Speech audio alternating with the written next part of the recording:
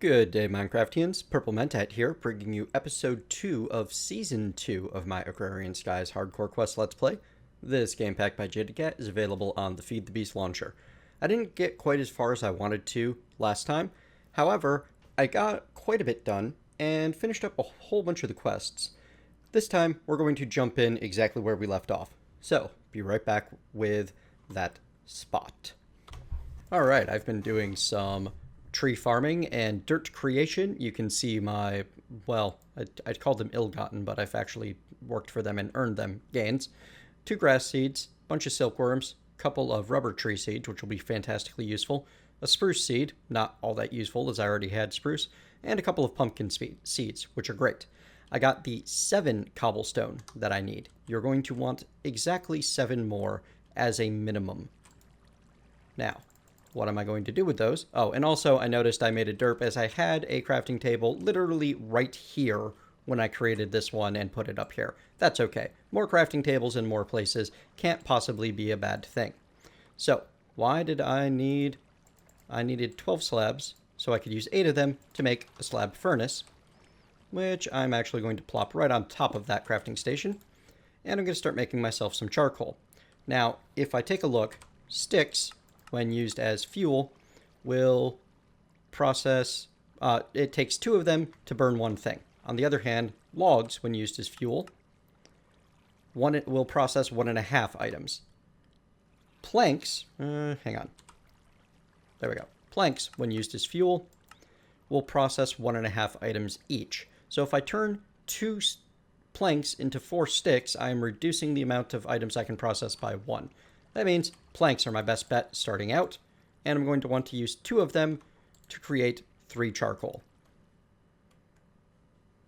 If I'm looking for maximum early efficiency. Then again, I could have used 1 plank to make 1 charcoal, and then the charcoal to make 8 more. It could go a few ways. In any case, what I really need is just 1 charcoal to get things started. And once I have that, I will be able to fire both my crucible and my clay bucket so that I can start making some more useful materials for the long run. All right, so I put my charcoal back into the fuel slot. You can also use charcoal to create some torches, which I'm going to need in a moment, or graphite bars, which is very important for big reactors later on. So fire up the crucible and the clay bucket, and once those are done, I'll toss more oak wood in there to create some more charcoal. Bump, bump. Going to make myself some torches to get the island lit up a bit, so I don't have to worry as much about nighttime. Bump, bump. And now I can collect some water from up there and create myself an infinite water source down here. And I'm going to choose to put my little starting pond, as this will be removed or replaced later on. What do we got here? Mining speed. Hang on. 4, 1.5. So this is technically a much better... Actually, the Pick of Misfortune is a pretty fantastically good item. That's a really nice early pick. Sorry, pick of Splintered Dreams. You were just not cool enough for me anymore. Goodbye. Alright, so I'm going to dig myself out a little 1x3 area to make an infinite water source right there. And I'm going to go up the mountain to collect myself a bit of water. And I'm going to need to do that twice. And don't worry, we will replace that bit of dug out earth later on for cosmetics once I have the space to care about cosmetics. And I'm going to hit F7 so that I can go around and put down some torches to prevent creatures from spawning. F7 enables the NEI spawn display. There we go. Which will show you with green X's, all of the places that monsters could spawn during the night. And yes, I'm using up a good bit of food to do this, bouncing around like an idiot. Over here, we have the road, because praise the road. Alright. That looks like everything up there. One very important part to light up that you can just barely notice from here, the roof. There is no light on the roof. You're going to need to either stay within range of the roof for the time being, or you're going to need to get pillar yourself up there and light it up. Oops, there's a creeper over there. Let us grab our frying pan of destiny. Pang. Kind of love this thing. Ooh, gunpowder. That's nice. Let's see. Well, we're actually going to stick the lantern on the wall rather than put a torch over here because there was already enough light. It was just poorly placed. And only one more torch for the moment because I need to use some of the rest. Anyway, I'll get the rest of this lit up off camera at some point. For the time being, it's time to show you why I wanted the crucible and, more importantly, what that one last torch is going to be used for. So the crucible from Ex Nihilo allows you to melt things in it using a heat source. The torch is a pretty poor heat source, but it's also free, and it will show you exactly how much will be melted per tick right now, thanks to the Wayla integration. Now, 4 cobblestone in a crucible will create 1 bucket of lava at the speed of 1 millibucket a tick. That means that this is going to take 8 minutes and 20 seconds to create me that 1 bucket of lava. Wow. That Wayla integration is so much nicer than trying to guess. That is fantastic. All right, so I will be back in approximately 8 minutes and 18 seconds at this point to show you how I'm going to turn that bucket of lava into a cobblestone generator. All right, cutting back in with this about half done so that I can, for one, hand in the quest, Melting Stone. I get a quarter of a heart and my choice of a reward bag. Now, you'd have no idea which reward bag is which, so it honestly does not matter. 1, the reward bags themselves give random items out of them, and 2, you just can't tell if this was a basic, a greater, whatever it's going to be. So this is a basic reward bag that gets me 16 of those drying racks that I showed you earlier. And if I take a look at my drying rack, I can see that it has, in fact, finished creating for me some monster jerky, which is good because I am running low on food again. Now, drying racks do not take up any more than 1 space apiece. Fantastic. So this monster jerky, I believe, will restore 1 full hunger bit. Nope, only half of 1. That's okay, because drying it into monster jerky guarantees that it will not cause the hunger debuff, costing me even more food, and that it will provide me with some pretty decent saturation. Now, I'm going to be creating my cobblestone generator, even without having much in the way of a ton of extra resources and such, because of a quirk in the way Minecraft fluid physics work. Fluids will always flow towards the path of the first drop that they can find, which means I can place this thing way back here, and it will only flow towards the drop-offs. It won't spread out all over the place and create a giant mess.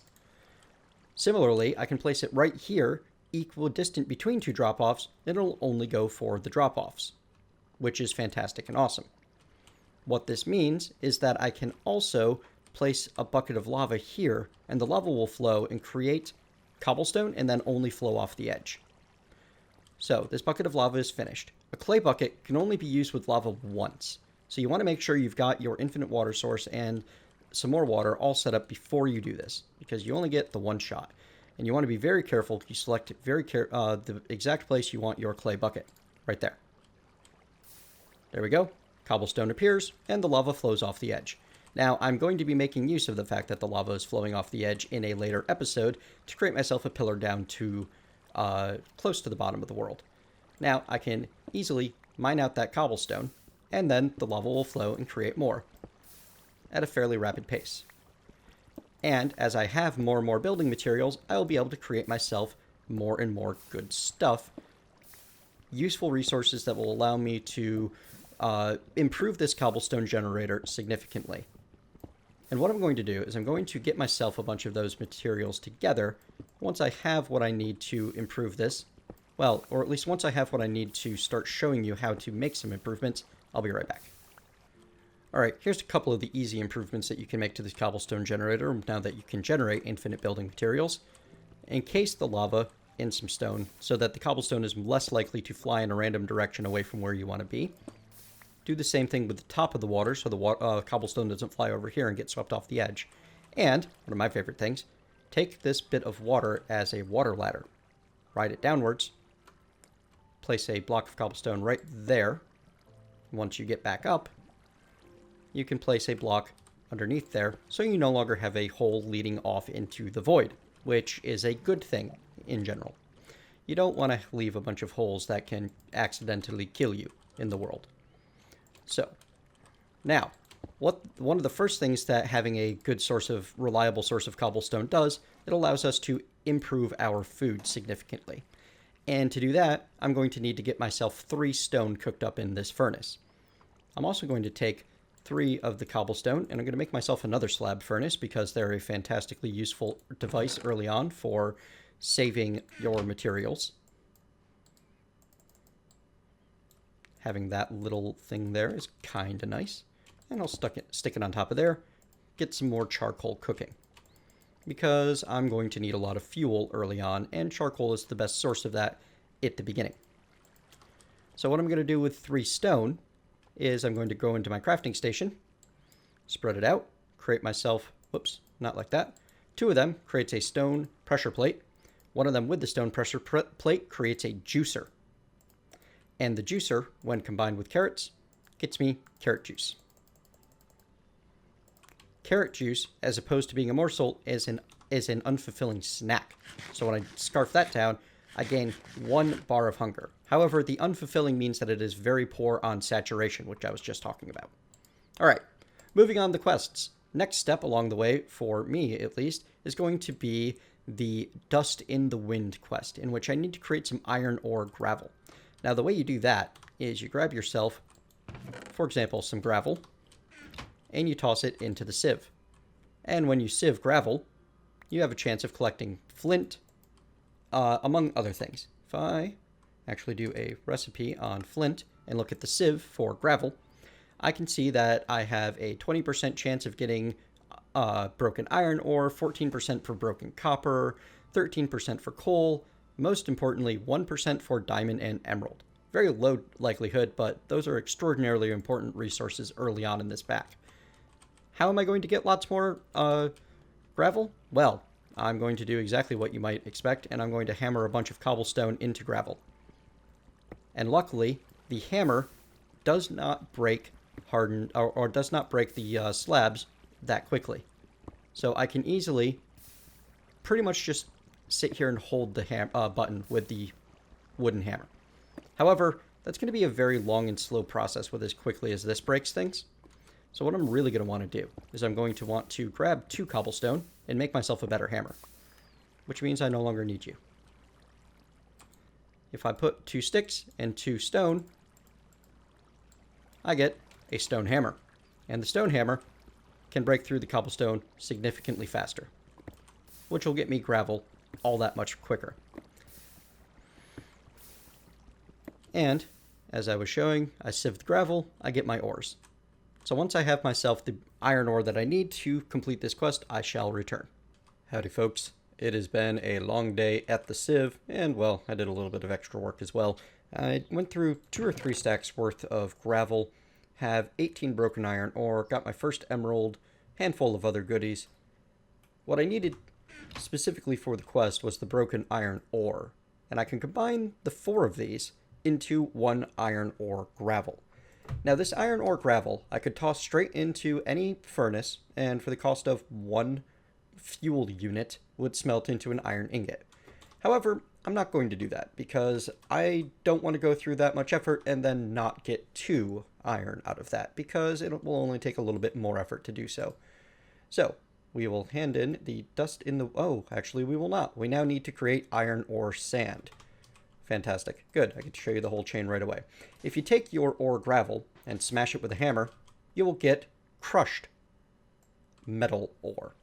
It doesn't have to be iron. This is applicable to any of the ores. For example, if I were to come into here and grab up 4 of my broken tin, I can make that into tin ore gravel, smash that into crushed tin, and combine that crushed tin into tin ore sand. Now you'll notice it costs me 4 broken tin ore to get the tin ore gravel, and I got 5 crushed tin ore when I smashed it. You have a chance of getting extra when you smash these.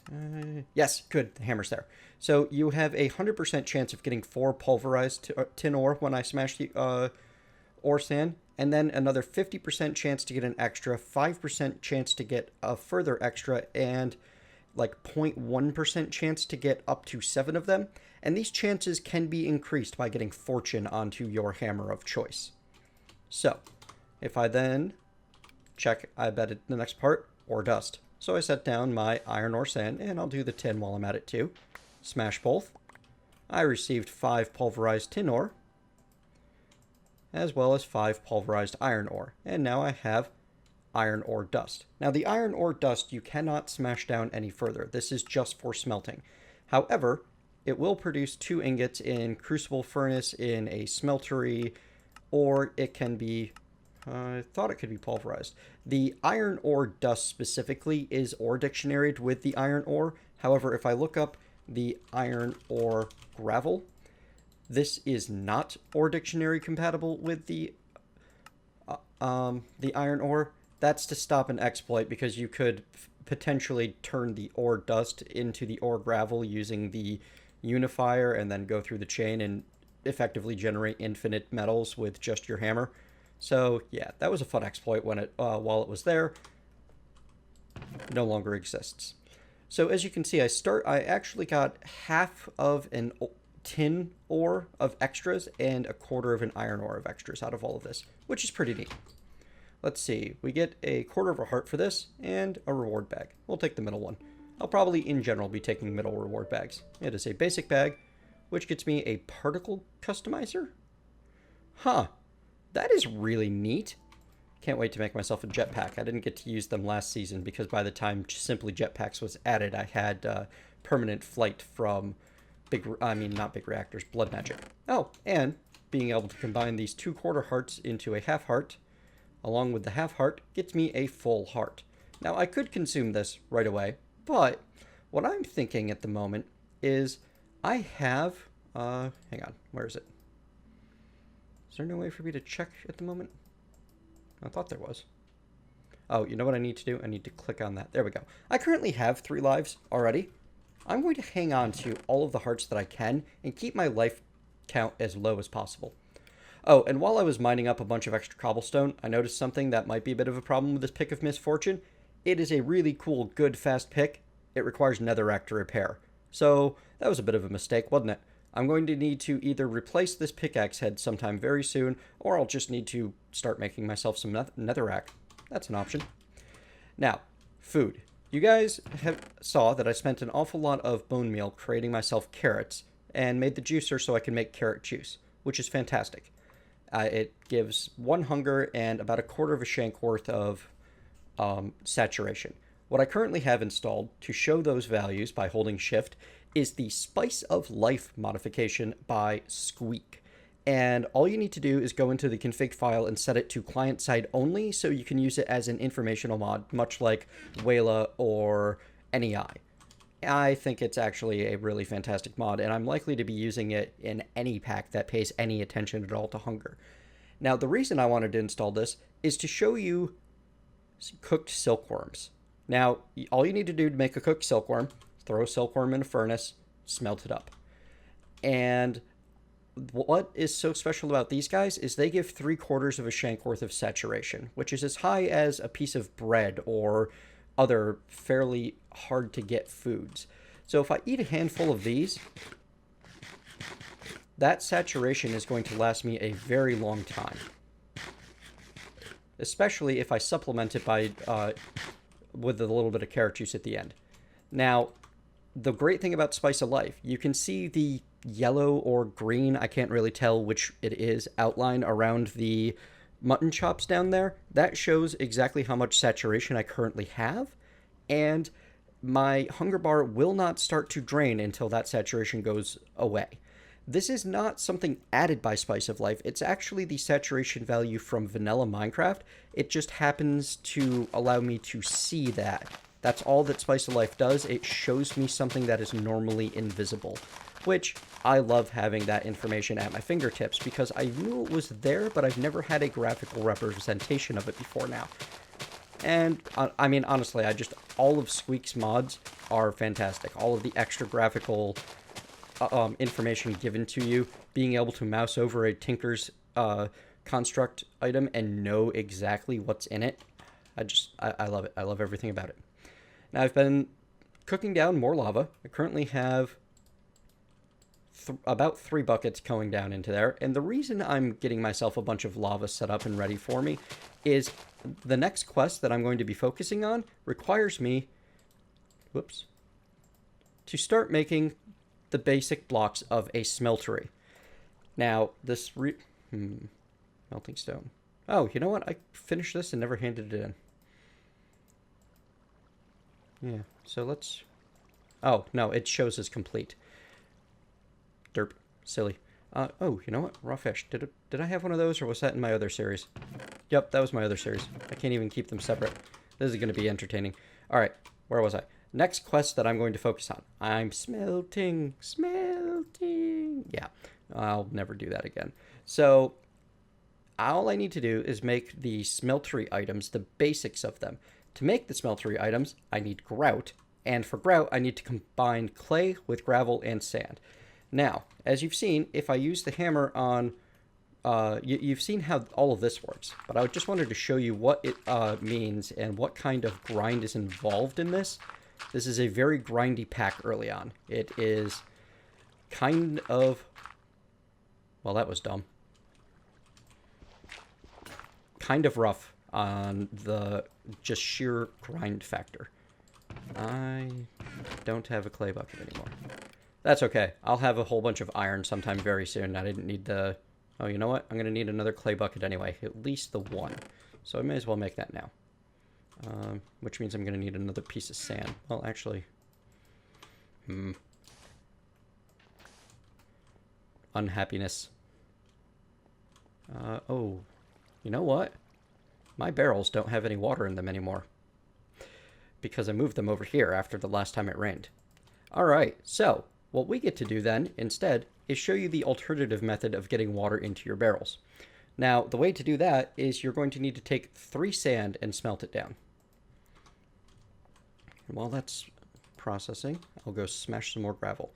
And actually chop down this tree, get another sapling planted.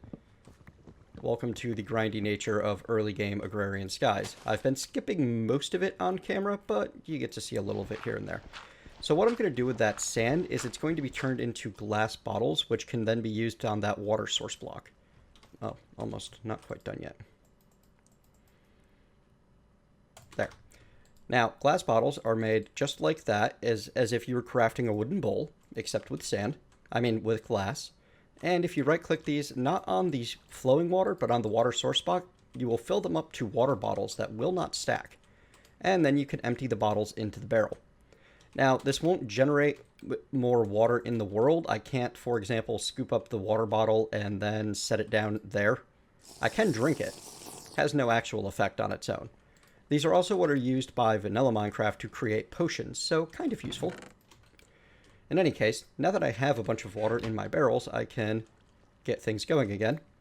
Because now I have the clay that I need. I haven't made a shovel yet. I should do that. And I can make a new clay bucket, as I use the one that I made transporting lava. Really not concerned about charcoal at the moment, as I have a bunch of it. Fantastic. So, I'm going to get myself a whole bunch of sand smashed out of the gravel, and I'm going to get myself a bunch of clay smashed out of the sand, and once I have myself 2 stacks of gravel, 2 stacks of sand, and a quarter stack of clay, I shall return. I lied. I actually wanted to show you how I go about farming up large amounts of gravel and sand. What I like to do, actually, is create myself a giant pillar of the gravel or sand in a 3x3, and then just smash near the bottom until I get through it, and I can alternate between 2 blocks while I do so. I try to make this type of pillar an even number usually, either a 2x2 or 4x4, so that I always have 2 pillars to smash, but occasionally I forget and I end up with a 3x3 or something like that instead. Also, because of the way the hammer works, you usually won't lose anything as long as you're relatively close. It doesn't send things flying quite as much as the pickaxe. It tends to try to put it directly onto the player. So if I'm standing here and I just keep moving between the three, then I should always get the sand directly into my inventory. However, if I leave it over there, then it's going to fall in place and it's going to then get shunted off to the side somewhere by the fallen gravel. So, there you have it. That's how I'm going to be getting everything that I need together. So, why so much clay, gravel, and sand? Well, honestly, I wanted to be all set and not need to worry at all about the whole smeltery thing for a while. So, I'm making myself a couple of stacks of grout. And I'm going to be making even more than that, actually, as I just need 16 more clay, and I can make 2 more stacks. And I'm going to get myself a nice, big, efficient smeltery to start off with, which is going to become not the center stone of my ore production, just my very first ore production. I have plans to move past it actually pretty much as quickly as possible, but I'm still going to need a very large smeltery for the long run. So all you need to do is craft up that grout. As I said, you use a block of clay, 4 blocks of sand, and 4 blocks of gravel to get 8 blocks of grout. And then you need to cook down those blocks of grout in the furnace to create the seared bricks. I only have the 2 furnaces going, but I should probably make myself more at some point. I don't think I can stack the slab furnaces on top of each other, unfortunately. They're not quite that cool. It would be really neat if that was possible. And then I'm going to need a little bit of sand. So you know what? I am going to make myself another slab furnace or 2. Let me see. Actually, 1 more slab furnace ends up being perfect. There. But where can I put it? Because I can't put it there. It's actually attempting to be placed into that spot. We'll have one out here too. Sure, why not? And we're going to use that to cook up, 32 of the sand into glass. There we go. Once I have a little bit of the... Actually, I probably have enough of the bricks to get started already. So every smeltery needs a smeltery controller and a lava tank. And the smeltery controller and lava tank are both made with this basic furnace recipe. One of them empty in the middle, and as you can see, I got an achievement and the muddy smelting book. One of them with a bit of glass in the middle. And I think I'm going to need more glass. And that gets the seared tank. I call it the lava tank because it's basically its only function is to hold lava for the fuel. Other than that, I need bricks, casting table, seared faucet, and smeltery drain. Also, very important components for a basic smeltery. Seared bricks are made with a 2x2 pattern of seared brick. And these are your basic smeltery construction block. The faucet is made with a bucket or bowl pattern. This allows you to remove molten metals from the smeltery early on. And the drain is made with, I don't even know of a proper pattern for like a good vanilla equivalent to this, but 6 of them on the vertical sides of the crafting grid get you the smeltery drain. And that, oh, I also need the casting table. And that one's very simple. I'm just going to give this a moment to finish up a couple more bits. Yeah. Here we are then. And I'll finish collecting all of the materials for this off camera and get the smeltery built once I come back. But the casting table is made with a pants pattern of seared brick. You can also make a casting basin with a cauldron pattern. And there we have it. That finishes off the smelting quest. Now, my choices are a full heart, with air quotes, that is a rotten heart. All of them from the rewards are. I don't feel the particular need for that. I could get a reward bag, a peach sapling, or a slimy sapling. Well, I know that there's a quest for the slime balls later on, but I also know that there are alternatives to using the slimy sapling. It is not required. Also, automating the growth of the slimy saplings is kind of a pain. Peach, on the other hand, I believe I can make peaches into a juice as well as... Maybe I can't. Oh no, peach juice. You can use peaches to make juice, peach cobbler, peach smoothies. So peach is just as useful as carrot or any other early fruit. And peach cobbler is actually a nourishing meal, which is fairly cheap. It's just a peach, some dough, and some sugar. So I kind of like the idea of getting the peach tree. Let's work on some Pam's Harvest Craft tree growing as an early food source. Yeah. So actually, to help that along, I'm going to take down this tree and I'm going to put up the peach tree right there in the middle of everything. Because I like the idea of having a peach tree in my, horrible, hard, cold clay yard. Anyway, I'll do that off camera as well. So the reward for that, the most significant part of this, is you get 16 construction bricks, which is almost enough.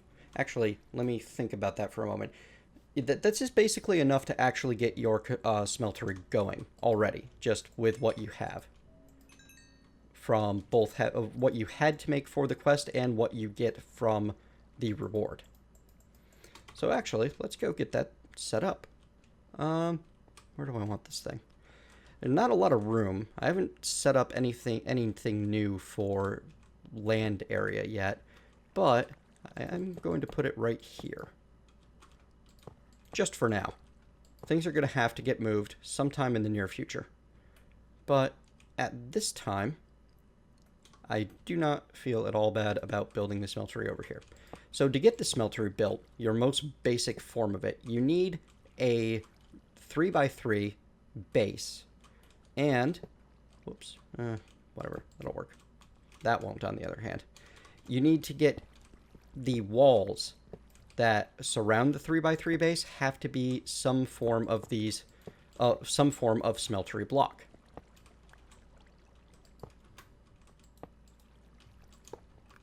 There we go. As I said, you absolutely have to have a controller, a seared tank, and a drain. And this is not an efficient build of a smeltery at all, but it is a fast and cheap build of a smeltery. And I was going for fast and cheap here more than anything.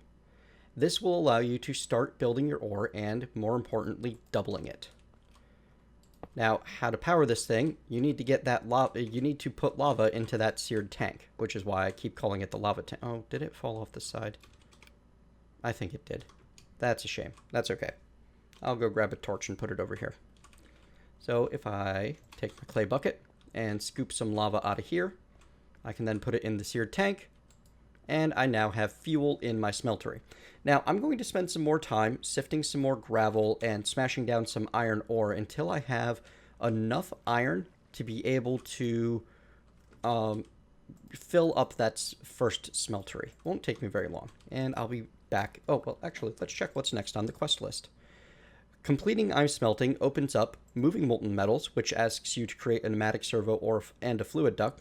It also opens up casting call, which gets you started on creating better tools, which is fantastic.